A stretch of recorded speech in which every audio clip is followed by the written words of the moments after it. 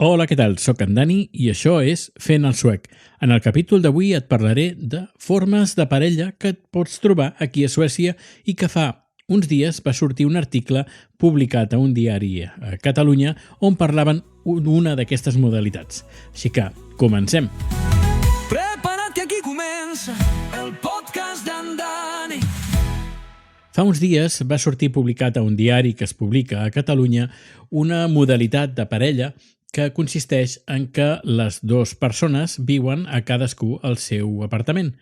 I a Mastodon vaig trobar que alguna gent es trobava una miqueta sobtada en aquest tipus de matrimoni.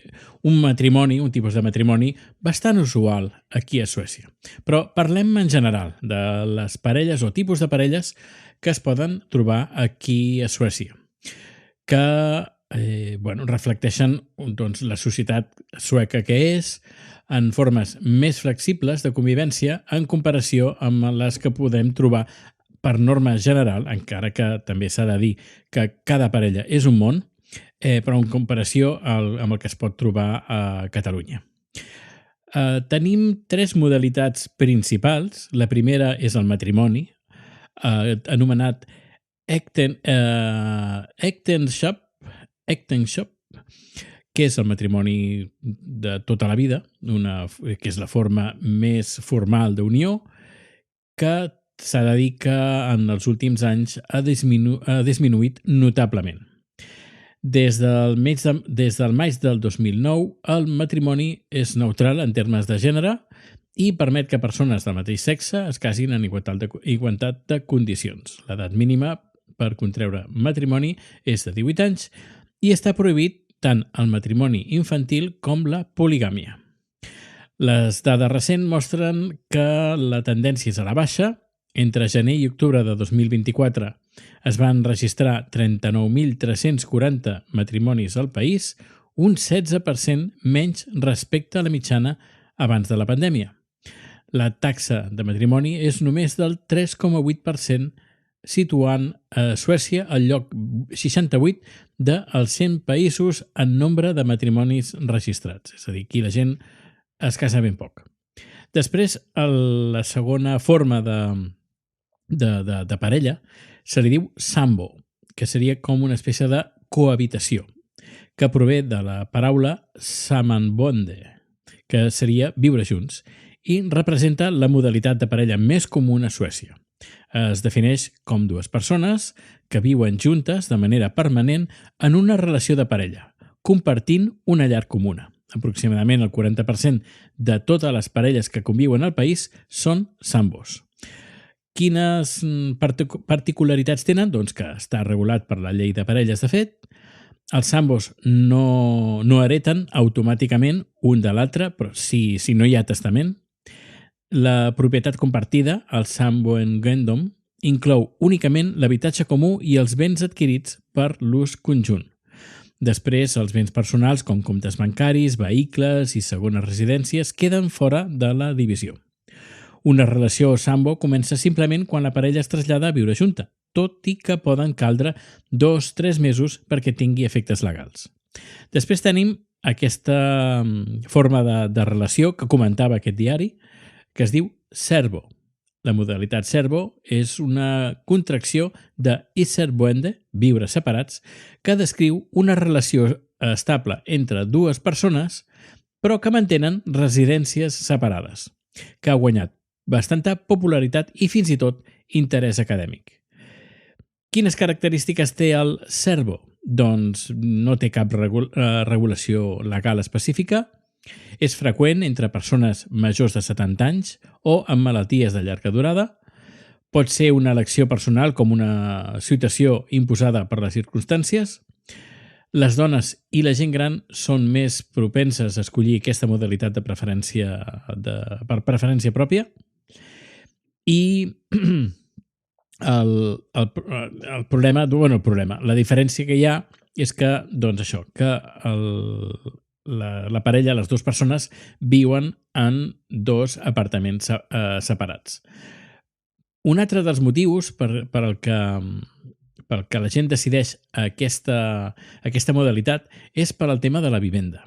És a dir, normalment són persones ja grans, no? És a dir, no tenen 20-30 anys, sinó poden tenir 40, 50, 70 o com l'estudi aquest normalment és freqüent entre majors de 70 anys. És a dir, que la gent ja acostuma a tenir ja un apartament. Quan s'ajunten, cadascú té un apartament i el problema seria en què imagina't doncs, que sí, jo tinc una nova parella i un dels dos ha de vendre o ha de llogar el seu apartament si me'n vaig a viure junta amb la meva parella. Què passa si hi ha alguna baralla o dic, doncs ja no vull estar més amb tu? Doncs si he venut l'apartament ja em quedo sense apartament. I per buscar un apartament aquí és molt difícil. Per això, si tens ja un, el que fas tot el possible per mantenir-lo. Si el llogues, aquí el tema del lloguer és bastant complicat, perquè si tens un apartament de propietat, entre cometes, has de demanar permís a la comunitat i normalment no et permeten llogar més d'un any. Per això, si llogues el teu apartament, has d'estar pendent de cada any renovar o portar una altra persona. Això si et deixen llogar. I si tens un apartament ja de lloguer, que dius, me'n vaig, un de lloguer de primera mà, perds l'apartament. I si vols tenir accés a un altre, has de fer cua i pots estar 17 anys o 20 anys per tenir un apartament més o menys com el que tenies abans. Per això, ja dic, la gent que s'ajunta, que ja té una edat i normalment ja té un apartament, el que fan és cadascú viu en el seu propi apartament.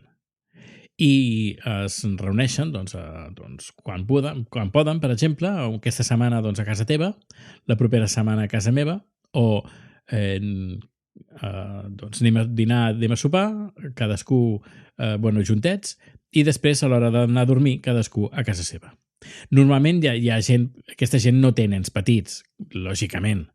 Aquesta gent normalment, si tenen nens, ja estan crescuts i ja poden anar d'un lloc a l'altre, o més aviat, cada nen té el seu propi apartament, perquè aquí recordem que Suècia té l'edat més baixa d'emancipació de tota la Unió Europea. És a dir, que em sembla que són els 20 i pocs anys els nens surten de casa. Després tenim altres més formes de viure. Està el Mambo Papo, uns noms ben curiosos. El Mambo Papo, que són fills adults que encara viuen amb la mare o el pare. Després està el Nervo, que són pares divorciats que viuen prou a poc. Ai, que em surt malament. Aviam, tornem a repetir. El Narvo, que són pares divorciats que viuen prou a prop, perquè els fills tinguin fàcil accés a tots dos. Després està el Turbo, que són pares que es desplacen entre cases, en lloc que siguin els fills que es moguin. Després estan els Delsbro, que són parelles que només viuen juntes de manera ocasional. Després estan els Grobo, que són persones grans que decideixen viure juntes a la vellesa. Estan els Combo, que són amics que comparteixen habitatge sense relació romàntica. I també tenim els Svarvo, que és un noi jove que viu amb la seva sogra. Curiós, no? Doncs bé, l'estabilitat de la cohabitació en contra el declivi del matrimoni. I és que mentre que les taxes de matrimoni han anat disminuint des de la dècada del 2010, les de cohabitació s'han mantingut estables entre 2012 i 2022. Aquesta estabilitat, combinada amb el descens matrimonial, mostra que les parelles sueques són cada cop més reticents a fer compromisos legals addicionals. Després, Suècia, juntament amb França i Finlàndia, té una de les taxes més altes de cohabitació de la Unió Europea, amb un 13% al 2017. El 2024, els serveis municipals d'orientació familiar van informar que el 40% dels casos eren parelles sambo, mentre que el 39% eren matrimonis. Entre el 2007 i el 2013, entre el 89 i el 91% dels suecs de 35 anys van iniciar la seva primera unió com a cohabitació, mentre que només un 3%, ho va fer directament en matrimoni.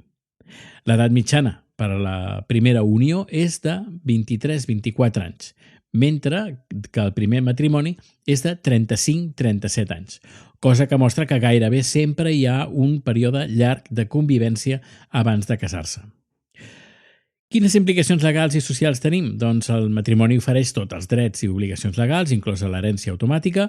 El Sambo, com hem comentat, proporciona una protecció limitada, principalment sobre la llar comuna i els béns domèstics, i després tenim el Servo, que no té cap protecció legal específica. Els experts recomanen que les parelles Sambo facin testament conjunt per assegurar drets d'herència, tot i que adverteixen que no és el mateix que estar casat. La diversitat de modalitats de parella a Suècia reflecteix una societat que valora molt la independència individual, estem a Suècia, recorda, la igualtat de gènere i la flexibilitat de les estructures familiars. Aquí, ja dic, parelles n'hi ha un munt. Ja podia narrar aquí unes quantes, però tampoc és qüestió de fer cap llista perquè totes són benvingudes i ja dic, parelles hi ha tipus de parella hi ha com parelles en aquest món. I aquesta evolució de que hi hagi tanta varietat de parelles es remunta ja als anys 1960, quan les taxes de matrimoni ja van començar a baixar i les relacions informals van guanyar espai. I bé, doncs, i tu què opines? Què en penses? Està passant també el mateix a Catalunya? Comenta-m'ho. Comenta-m'ho a les xarxes socials on estic present, principalment a Mastodon, però ho pots fer també al grup de Telegram i tens totes les dades de contacte a les notes d'aquest programa. Moltíssimes gràcies de nou per estar aquí i ens escoltem, ens veiem o ens llegim ben aviat. Adeu!